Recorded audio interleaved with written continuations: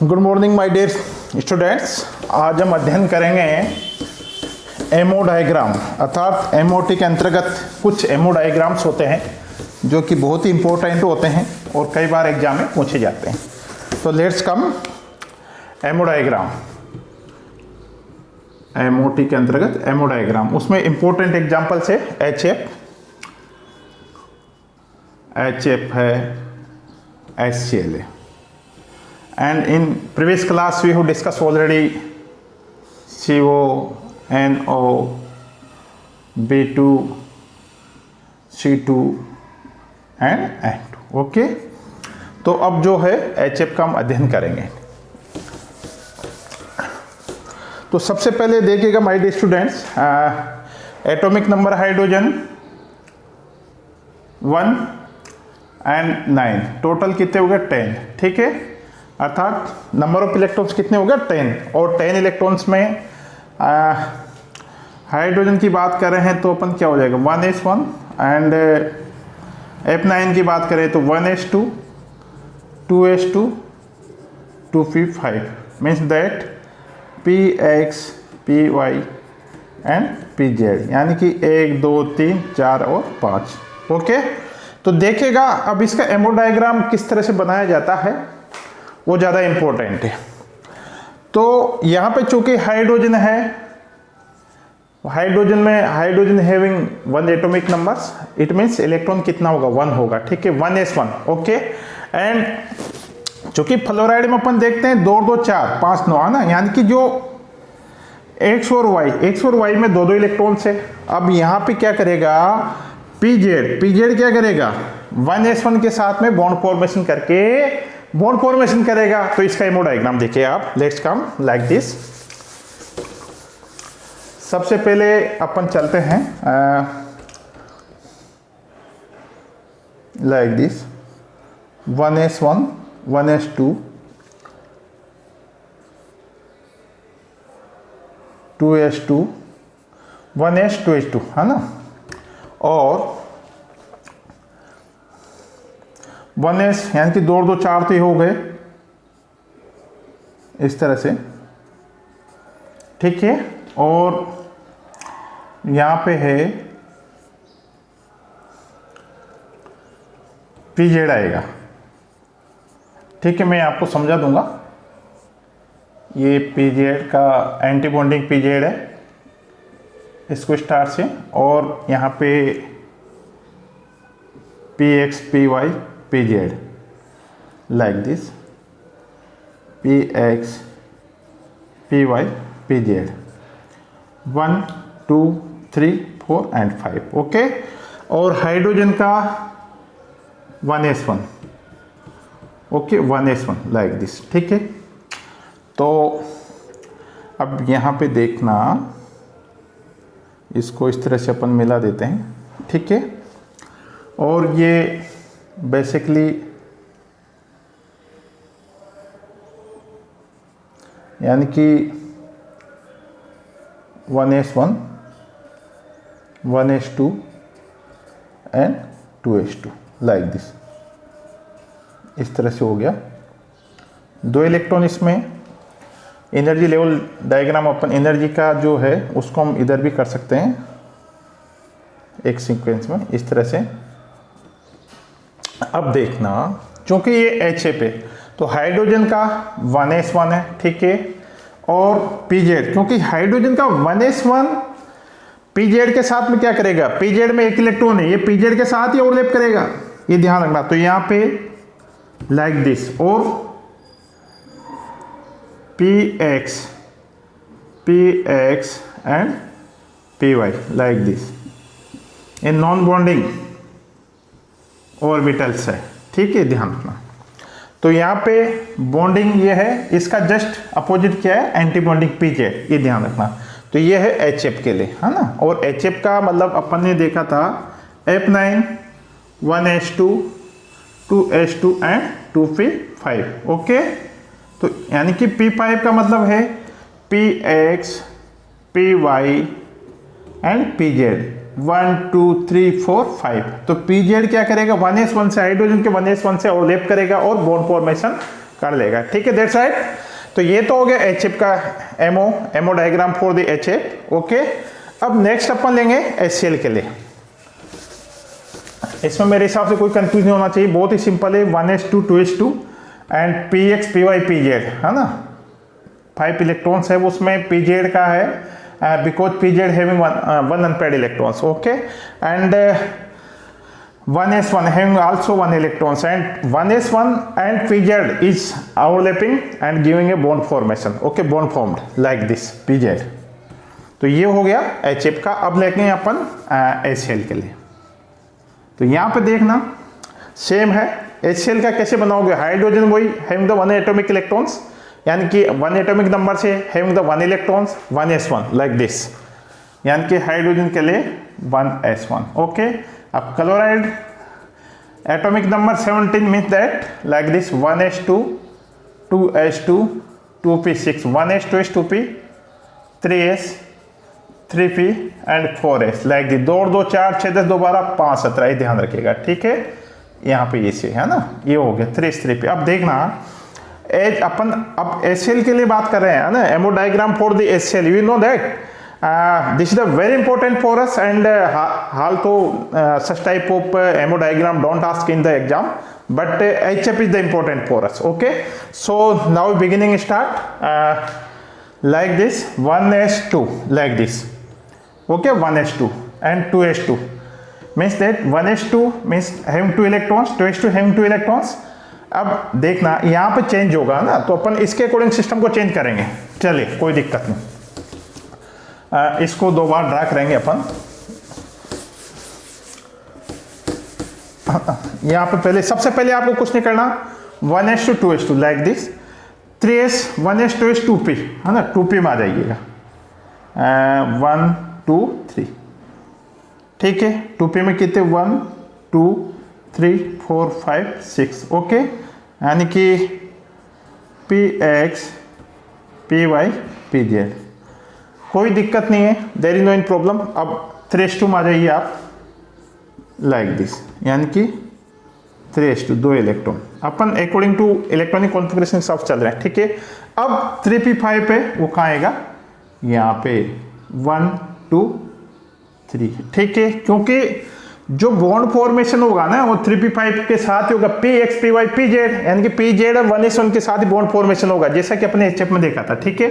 अब like this, ये 1s1 एक इलेक्ट्रॉन p5 में, 1 2 3 4 5, यानी कि px py एंड pz है, राइट। अब यहां पे देखना px py pz है, ठीक है। अब चूंकि pz लाइक दिस, pz में एक इलेक्ट्रॉन, यहां पे जस्ट एंटी बॉन्डिंग pz, ठीक है, इस तरह से हो जाएगा ये वाला, ठीक है। अगर ये नॉन बॉन्डिंग अगर अपन लिखेंगे तो 2 2 4, ये नॉन बॉन्डिंग हो गई px py, ठीक है, ए नॉन बॉन्डिंग ऑर्बिटल्स, ठीक है। तो ये किसके लिए, HCl के लिए, और वही लाइक दिस 1s2, है ना, 2s2, ओके, एंड 3p, 2 2 4 6, ठीक है। तो ये हो गया HCl के लिए, HCl के लिए एमओ डायग्राम है, ठीक है। यानी कि यहाँ पे कंफ्यूज नहीं होना, 1s1 और pz क्या करेंगे, आपस में ओवरलैप करेंगे और अपन को इस प्रकार का सिग्मा बॉन्ड फॉर्मेशन करेंगे, ये ध्यान रखना, ठीक है। अच्छा सॉरी, अपन okay, that's there is no problem. अब इसका अपन को क्या करना है, बॉन्ड ऑर्डर निकालना, बॉन्ड ऑर्डर। लेकिन बॉन्ड ऑर्डर अपन क्या आएगा, बॉन्ड ऑर्डर इसका 1 आएगा, क्योंकि हाइड्रोजन और क्लोरीन के बीच में केवल एक ही बॉन्ड फॉर्मेशन होता है, ठीक है, लाइक दिस। HF का क्योंकि यहाँ पे बॉन्डिंग और एंटी बॉन्डिंग, यानी कि बॉन्डिंग और एंटी बॉन्डिंग, ठीक है। बॉन्डिंग में कितना, बॉन्डिंग और एंटी बॉन्डिंग, तो यहाँ पे भी क्या हो जाएगा 1/2, है ना, यानी कि बॉन्डिंग में 2 इलेक्ट्रॉन है, -0, यानी कि अगर बॉन्ड ऑर्डर निकालेंगे तो कितना हो जाएगा 1/2 N2 यानी कि H सेल के बीच में कितना होता है लाइक दिस, ये ध्यान का। ठीक है, ये हो गया। अब अपन नेक्स्ट चलेंगे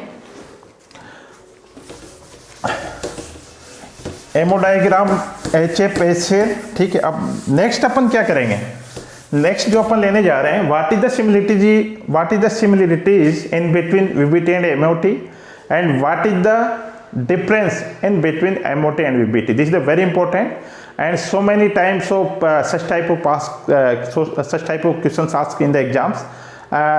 इनकी समानताएं वो असमानताएं लिखे। ठीक है, तो देखिए यहाँ पे सिमिलरिटीज,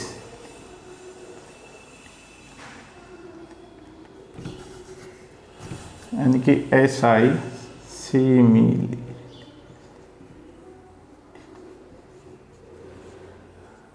सिमिलरिटीज, SI सिमिलरिटीज समानताएं। ठीक है, अब समानताएं क्या क्या हो सकती है, किस किस में, MOT एंड VBT। बताइए दोनों क्या करती है, दोनों ही both are explain the covalent nature of the bond, यानी कि क्या करती है, कोवेलेंट नेचर, कोवेलेंट नेचर अर्थात क्या कहती है, दोनों ही थ्योरी ये बताती कि जो बॉन्ड होता है सब्स्टिट्यूटिव बॉन्ड उसका होता, उसका एग्जाम्पल या उसको समझाती है, यानी कि कोवेलेंट नेचर बॉन्ड होता है, इसके बारे में अच्छी तरह से एक्सप्लेन करती है। First, second, both are explain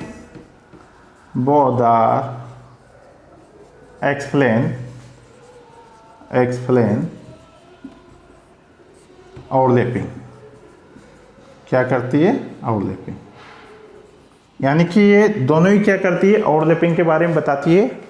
and third is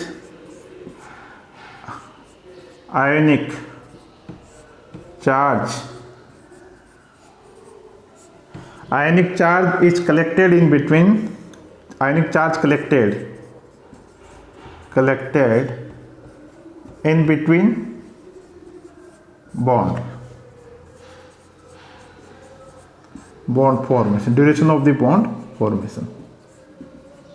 ठीक है, यानी कि both are explain the covalent natures and explain the overlapping, and we know that bond formation due to overlapping, okay, and ionic charge collected in between bond formation, duration of the bond formation, ionic charge collected in between, अर्थात इधर से negative charge होगा, इधर से positive charge होगा, दोनों का जो न्यूक्लियस होते हैं पॉजिटिव चार्ज वाले होते हैं, वो क्या करते हैं, इन बिटवीन उपस्थित होते हैं। ठीक है, ये तो इनमें सिमिलरिटीज बताती है। अब इनकी असमानताएं क्या होती है, यानी कि नॉन सिमिलरिटीज, वो भी इंपॉर्टेंट है। अब असमानताएं क्या होती है VBT और MOT में। तो माय डियर स्टूडेंट, सबसे पहले एक अपन कुछ इंपॉर्टेंट जो असमानताएं हैं उनको देखते हैं, यानी कि valence bond theory. This is the very important for us. मैं यहां पे आपके सामने दो चीज समझा रहा हूं, like this HA plus like this HB। ठीक है, ओके, ये अपन ने यहां पे इस तरह से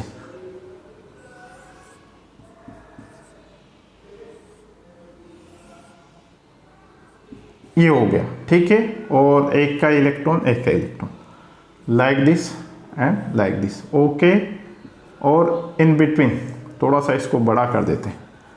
ठीक है, और inter distance like this, that's ये है VBT के अकॉर्डिंग मैं बना रहा हूं, यहां पे देखिएगा VBT।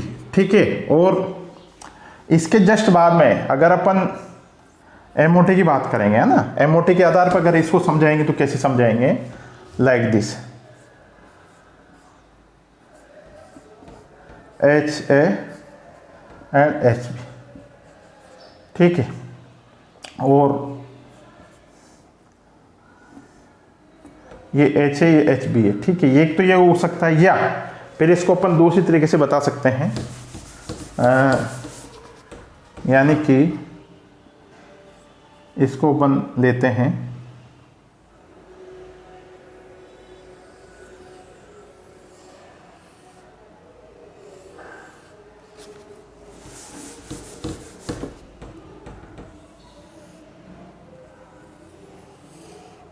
ओके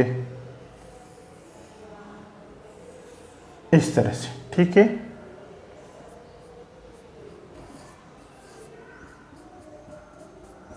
ये यहाँ पे है ना, यानी कि इसको मैं MOT की तरह दिखा देता हूँ आपको, ठीक है।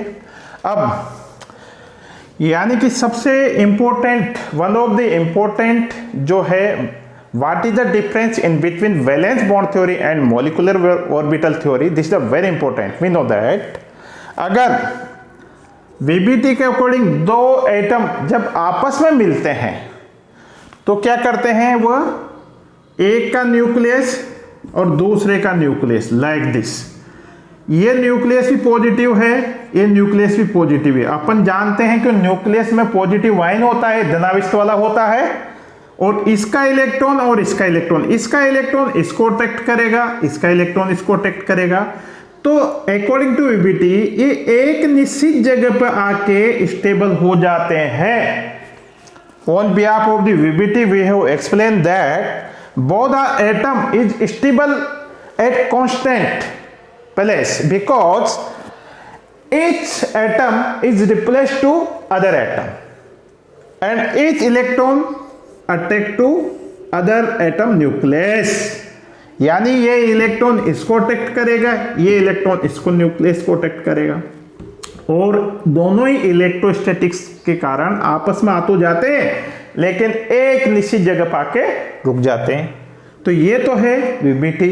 दूसरा, VBT के आधार पर जो मॉलिक्यूल फॉर्मेशन होता है तो दोनों की एंटिटी एकदम फिनिश नहीं हो पाती, उनको अपन आइडेंटिफाई कर सकते हैं, अर्थात तो वो अपनी पहचान को नहीं खो पाते। जबकि MOT के आधार पर अगर अपन चलेंगे तो हम देखते हैं ना तो अपन HA को पहचान पाते न HB को पहचान पाते, ठीक है। ये ध्यान रखना, HA एंड HB, यानी कि इसमें बोथ आर कंबाइंड, दोनों आपस में इंटैक्ट हो जाते हैं। This is a very important different like this. ये हो गया ये MOT का।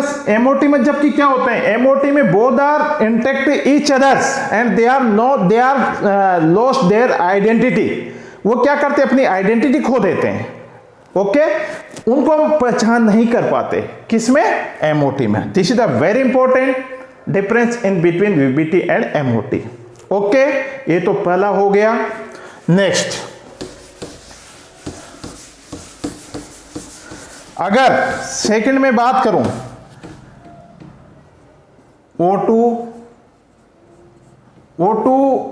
वुड बी डायमैग्नेटिक और पैरामैग्नेटिक।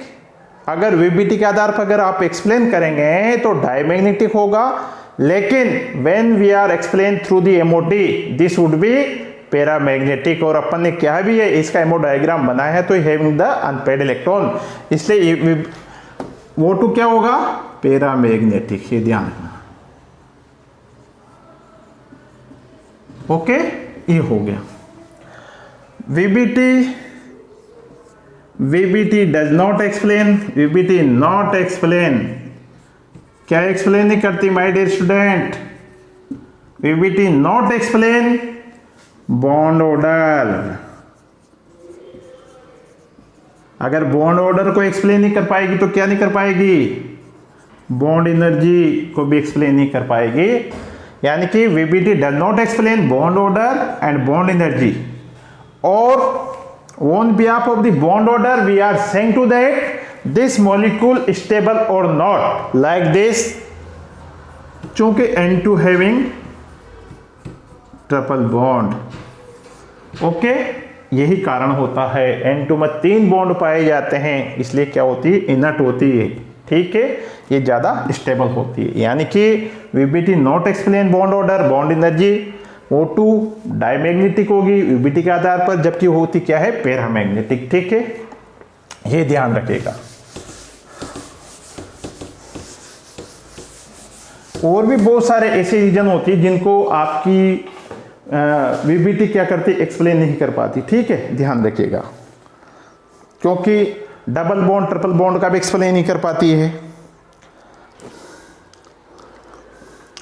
अब अपन देखते हैं, जब एमओटी की बात करते हैं अपन, तो एमओटी की दोहरा, क्योंकि एमओटी में अपन हमेशा ये ध्यान रखना, क्योंकि वहां पे वीबीटी के आधार पर अपन क्या करते हैं, ओवरलैपिंग करवाते हैं। ठीक है, लेकिन यहाँ पर जब एमओटी के आधार पर जब बॉन्ड फॉर्मेशन होता है तो bonding molecular orbital and anti molecular orbital bond formation होता है। ठीक है, अब एमओटी दो प्रकार के बॉन्डिंग मॉलिक्यूलर ऑर्बिटल बताती है। एक तो होता है बॉन्डिंग मॉलिक्यूलर ऑर्बिटल, एक होते हैं एंटी बॉन्डिंग मॉलिक्यूलर ऑर्बिटल। ठीक है, ये क्या होते हैं, ये हाई एनर्जी वाले होते हैं, हाई एनर्जी, ये लोअर एनर्जी वाले होते हैं। ये भी आपको आना चाहिए, है ना। ये लोअर एनर्जी वाले होते हैं, सॉरी गलत बता दिया आपको, ये लोअर एनर्जी वाले होंगे,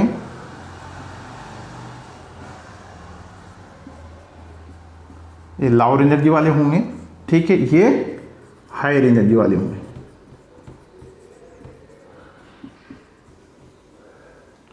ठीक है, अब लोअर एनर्जी होंगे तो क्या होंगे, स्टेबल होंगे,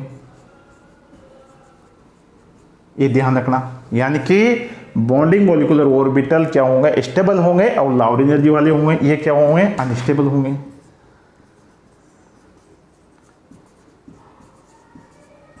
ठीक है, ये ध्यान रखना। ये कौन बताता है, एमओटी, और इसी के आधार पर अपन एक्सप्लेन कर पाते हैं। ठीक है, तो ये बेसिक जो मेन डिफरेंस है एमओटी एंड वीबीटी में है। ठीक है, समानताएं मैंने आपको बताई दी। ठीक है, नेक्स्ट चलते हैं अपन। अब आते हैं ईडीसी, इलेक्ट्रॉन डेफिशिएंट कंपाउंड, या जिनको कहते हैं इलेक्ट्रॉन न्यून यौगिक। अर्थात इलेक्ट्रॉन न्यून यौगिक क्या होते हैं, अर्थात ऐसे यौगिक जिनमें बॉन्ड फॉर्मेशन करने के लिए अपने पास में इलेक्ट्रॉन नहीं होते, वो क्या करते हैं, आपस में एक या एक से अधिक मॉलिक्यूल आपस में मिलते हैं और शेयरिंग करके क्या करते हैं, बॉन्ड फॉर्मेशन करते हैं। इनको बोलते हैं अपन इलेक्ट्रॉन क्षुद्र यौगिक। जैसा कि एग्जाम्पल BH3, ये क्या होता है, हमेशा B2H6 फॉर्मेशन होगा। यानी कि ये क्या होते हैं, ईडीसी कंपाउंड्स होते हैं। ठीक है, ये ध्यान रखिएगा। और ये अपना जो स्ट्रक्चर किस तरह से होता है, इनका जो होता है BnHn+4, है ना। एक तो ये होते हैं, दूसरे वाले होते हैं BnHn+6, ये दो प्रकार के होते हैं। ठीक है, यानी कि इनको बोरॉन के जो कंपाउंड्स होते हैं वो ईडीसी यौगिक कहलाते हैं। ठीक है, ये ध्यान रखिएगा। इसका जो है मैं आपको स्ट्रक्चर बता देता हूँ, लाइक दिस, बोरॉन का है,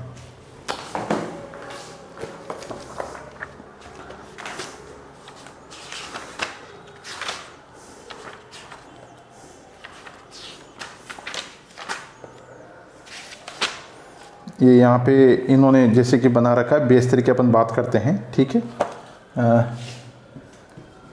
लाइक दिस, हाइड्रोजन एक का ये हाइड्रोजन आ गया। ठीक है, और इधर देखिएगा ये इस तरह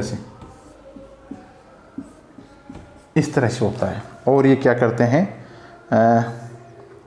एक का वैकेंट होता है। ठीक है, और है ना, यानी कि एक का वैकेंट होगा और इसको लाइक दिस, इस तरह से इसको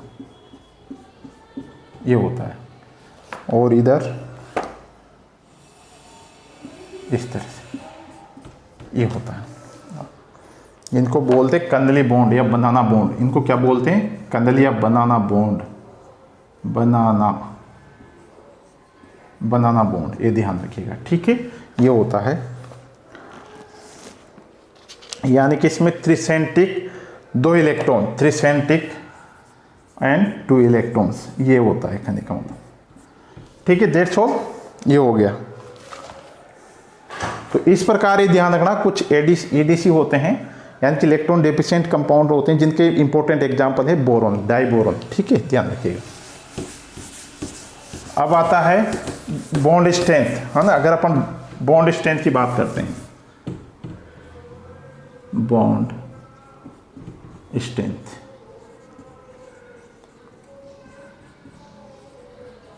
बॉन्ड स्ट्रेंथ, है ना। अब बॉन्ड स्ट्रेंथ अपन जानते हैं, कोई भी बॉन्ड, जब कोई भी मॉलिक्यूल होते हैं तो बॉन्ड स्ट्रेंथ यानी कि जब बंध का निर्माण होता है तो एक तो होती है बॉन्ड एनर्जी, एक होती है bond dissociation energy, dissociation energy. ठीक है, ये हो गया। अब बॉन्ड, यहाँ पे अगर अपन बॉन्ड स्ट्रेंथ की बात कर रहे हैं ना, तो आपको ये समझ में आना चाहिए what is the bond energy, what is the bond dissociation energy. क्योंकि कई बार अपन जानते हैं जब मॉलिक्यूल बनते हैं यानी कि जब दो एटम आपस में मिलते हैं तो क्या होता है, बॉन्ड फॉर्मेशन होता है ना। बॉन्ड फॉर्मेशन होगा तो जब दो एटम क्या करते हैं, आपस में मिलते हैं, तो जब bond energy emit duration of the bond formation, अर्थात जब बंध का निर्माण होता है उस दौरान जो ऊर्जा निकलती है वो तो क्या कहलाएगी, बॉन्ड एनर्जी। ठीक है, और उन्हीं जब मॉलिक्यूल्स का निर्माण हो जाता है, जब दो मॉलिक्यूल्स, जब दो एटम को बीच में जो बॉन्ड होता है, अगर उनको जब बंध को तोड़ने के लिए जो ऊर्जा चाहिए वो क्या कहलाएगी, डिसोसिएशन एनर्जी कहलाएगी। ठीक है, कुछ एग्जांपल्स यहाँ पर दे रखे हैं डिसोसिएशन एनर्जी, जैसा कि HOH की बात करें अपन, HOH। ठीक है, इसमें बता रखा है अगर सपोज दैट लाइक दिस। ठीक है, एक मॉलिक्यूल्स को तोड़ा तो डिसोसिएशन एनर्जी 118 किलो कैलोरी पर मोल है, ये ध्यान रखना। ठीक है, और इसको तोड़ा, अगर अपन ने इसको भी तोड़ा तो कितनी चाहिए, इसको तोड़ा हाइड्रोजन और ऑक्सीजन, इनको अलग अलग किया आपने तो कितनी हो जाएगी, देखिए ये बता रही डिसोसिएशन एनर्जी है इसकी 100 किलो कैलोरी पर मोल, ये है। तो ये कहलाती है बॉन्ड एनर्जी, क्या कि अपन ने बॉन्ड एनर्जी अलग अलग होती है। और बॉन्ड एनर्जी क्या होती है, जब दो एटम आपस में मिलकर बॉन्ड फॉर्मेशन करते हैं उस दौरान जो ऊर्जा निकलती है। ठीक है, और यहाँ पे मैं कुछ एग्जांपल्स आपके सामने लिख देता हूँ जो कि कई बार पूछ लिए जाते हैं इसमें। जैसा कि यहाँ पे इन्होंने बता रखा है कार्बन की बंद ऊर्जाएं बता रखी हैं ना, जैसे कार्बन है, ये कुछ एग्जांपल्स जो याद कर लेना आप, कार्बन ट्रिपल बॉन्ड कार्बन। ठीक है, कार्बन की 79.1, कुछ में 80 किलो कैलोरी पर मोल बता देते हैं, है ना। इसका 120 है। कार्बन डबल बॉन्ड का कितना है, 141.3। ठीक है, कार्बन का है 194.4, ये है कहने का मतलब।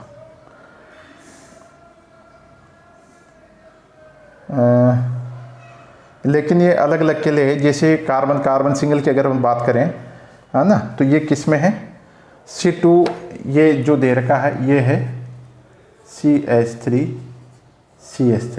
है ना, इसके लिए ये कार्बन सिंगल, है ना। और कार्बन डबल बॉन्ड कार्बन की अगर अपन बात करें तो ये है C2H4 के लिए, लाइक दिस। और कार्बन डबल तो ये है सही CH लाइक दिस, ये इसके लिए, है ना। तो कुछ इंपॉर्टेंट एग्जाम्पल्स है, इनको आपको याद कर लेना चाहिए मेरे हिसाब से। ठीक है, तो there is no in problems. अब अपन बात करेंगे डाइपोल मोमेंट की। क्या बात करेंगे, dipole moment. Dipole moment, dipole moment, dipole moment.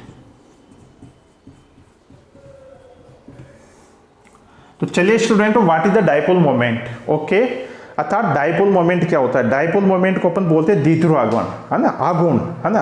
अब यहां पे मैं समझाने का प्रयास करूंगा आपको। This is the very simple, like this.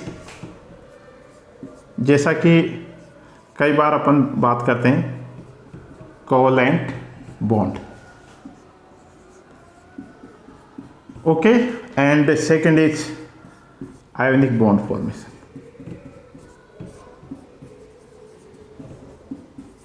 तो यहां पे सबसे पहले कोवेलेंट बॉन्ड की बात करेंगे, तो मैं एग्जांपल लेता हूं आपको कोवेलेंट बॉन्ड में।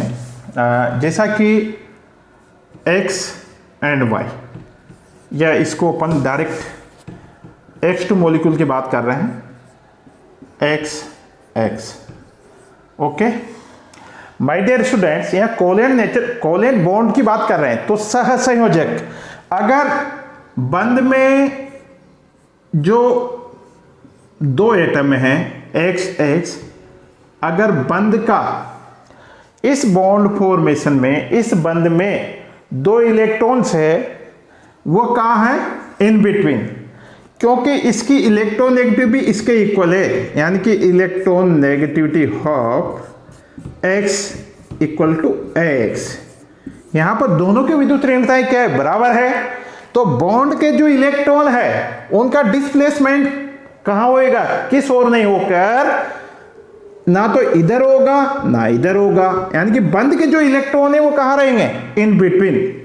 अगर बंध के इलेक्ट्रॉन उनके मध्य में उपस्थित है तो इस प्रकार का जो बॉन्ड होगा वो क्या होगा? कोवेलेंट, जिसको बोलते हैं सहसंयोजक, जैसा कि Cl2a, क्योंकि दोनों की इलेक्ट्रॉन एक्टिविटी क्या है? इक्वल है। तो बॉन्ड के जो इलेक्ट्रॉन है ना, वो कहां पे रहेंगे? वो इन बीच में ही रहेंगे, इन बिटवीन, इन मिड, यानी कि मध्य में उपस्थित होंगे। तो इस प्रकार का जो बॉन्ड नेचर होगा वो तो क्या कहलाएगा? Non polar. समझ में आई मेरी बात? Do you understand me what I am saying to you? यानी कि नॉन पोलर क्या हो जाएगा? Non polar. ये ध्यान रखना, क्या हो गया? नॉन पोलर, ठीक है, ये ध्यान रखना। NONE, नॉन पोलर, यानी कि अध्रुवीय, जिसको बोलते हैं अपन अध्रुवीय, नॉन पोलर हो गया, ठीक है। अब अगर लाइक दिस XY का एग्जांपल यहां पे ले रहा हूं, यहां पे मैं कर लेता हूं आयोनिक करेक्टर। अगर इलेक्ट्रॉन नेगेटिविटी हो Y is greater than X, क्या होगा? बंध के जो इलेक्ट्रॉन है ना, यहां वाले, ये किस ओर जाएंगे? Y की ओर। तो इसमें क्या आ जाएगी? Polarity. So is the very simple and example is the NaCl। चूंकि chloride having the highly electron negative than sodium, तो बंध के इलेक्ट्रॉन का डिस्प्लेसमेंट क्लोराइड की ओर हो जाएगा। एम आई राइट? यानी कि NaCl में पोलैरिटी है, जबकि Cl2 में पोलैरिटी नहीं है। ये क्या कहलाएंगे? Non polar. ये ध्यान रखना, क्या कहलाएगा? नॉन पोलर, अध्रुवीय। क्यों कहलाएगा? क्योंकि बंध के इलेक्ट्रॉन के जो इलेक्ट्रॉन्स है बॉन्ड फॉर्मेशन के दौरान वो कहां पे रहेंगे? In between. तो ये क्या कहलाएंगे? नॉन पोलर, ठीक है। अब इसका तो कोवेलेंट जो बॉन्ड होता है वो तो नॉन पोलर होता है, जबकि आयनिक बॉन्ड फॉर्मेशन होता है वो क्या होता है? पोलर होता है। तो उनको इस प्रकार, जब, यानी कि इस प्रकार जब दो कोई भी मॉलिक्यूल्स होते हैं, कोई भी मॉलिक्यूल है और उसमें दो एटम है जिनकी इलेक्ट्रॉन नेगेटिविटी क्या है? डिफरेंट है, तो बंध के इलेक्ट्रॉन उस ओर स्थापित हो जाते हैं जिसकी इलेक्ट्रॉन नेगेटिविटी क्या है? ज्यादा है। तो इसको बोलेंगे अपन डाइपोल मोमेंट, ठीक है। और डाइपोल मोमेंट को आई थिंक दैट dy से नोटेट किया जाता है, dy 10⁻⁻18 ESU, I think that, है ना, यानी कि semi inverse ESU, like this, okay. E E dot S dot U, यानी कि इसको डिवाई में मेजरमेंट किया जाता है, ये ध्यान रखना। 10 की पावर यानी कि mu equal to E D, ये ध्यान रखना है ना। ये क्या है, बंधित परमाणुओं से किसी एक पर आवेश की मात्रा, यानी कि ये क्या है, charge, D is the in between distance, internucleus या अंतर्नाभिकीय दूरी, डिस्टेंस। ठीक है, ये हो गया डाइपोल मोमेंट। अब कुछ एग्जांपल्स दे रखे हैं डाइपोल मोमेंट्स के। अब देखना, एक मैं लिख देता हूं, CCl4 है, इनका डाइपोल मोमेंट क्या होगा, 0, ये ध्यान रखना। इसी तरह से कुछ एग्जांपल्स है,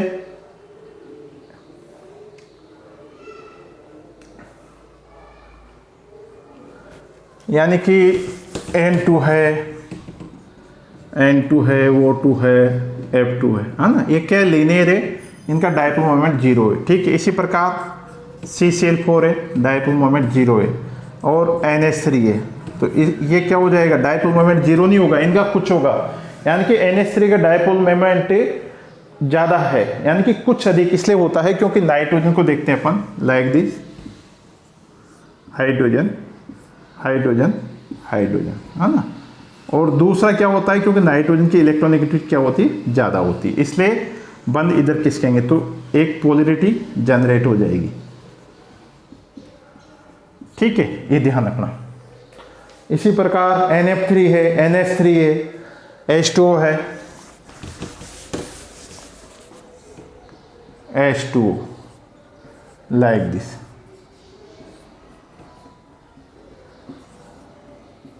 क्योंकि बंद के इलेक्ट्रॉन इधर स्थापित होंगे, हालांकि इनमें भी रिपल्सन होगा, तो ये भी क्या हो जाएंगे, डाइपोल मोमेंट, यानी कि डाइपोल जनरेट होता है इनमें एक्चुअली में। ठीक है, ये ध्यान रखना।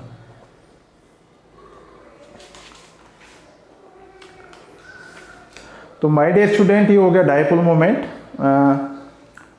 ठीक है, तो आज अपना MOT यानी कि MOT वाला चैप्टर भी फिनिश हो गया। Thank you. कल नेक्स्ट टाइम पे इसके कुछ क्वेश्चन सॉल्व करेंगे। Thank you very much.